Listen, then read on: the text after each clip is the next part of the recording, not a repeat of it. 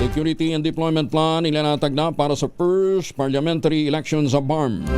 Detalye na balita mula kay Jun Di Makutak, RH19. Assalamualaikum, Brother Jun. Alaikum assalam, Brother Angel. Matapos isinagawa ang final command conference sa panguna ni COMELEC Chairman George Garcia na tumalakay sa kahandaan ng lahat para sa nalalapit na first BARM parliamentary elections, buo na at pinali ang kahandaan ng COMELEC, Philippine National Police, Armed Forces of the Philippines, Philippine Coast Guard, MBHTE BARM, provincial governors at ibang government agencies at ng local stakeholders at ng iba pang election watchdogs. Mismong inihayag ni DILG Secretary Jun B. Cremulya na isa sa mga dumalo sa naturang Final Command Conference sa Maguindanao del Norte na naistablisan na rin ang mahahalagang unified government efforts para sa mapayapang eleksyon sa September 14 nitong taon. Nakalatag na ang Security and Deployment Plan, ang police visibility, checkpoint operations, ang pagmonitor sa mga election watch list areas.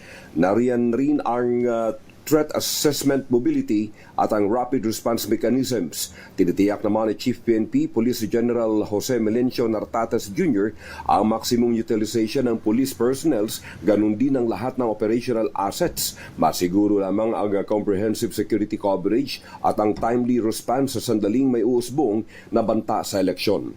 Handang-handa na rin ang AFP sa magitan ng Joint Task Force Central ng 6ID led by Acting Commander Brigadier General Ricky Bunayog sa Basbas mula sa West Mincom at AFP Chief of Staff at nag-deploy na ng mga tropa mula sa 601st Infantry Brigade sa EOR ng Maguindanao del Sur at del Norte at ang 602nd Infantry Brigade naman na may malaking paghahanda rin sa bahagi ng SGA.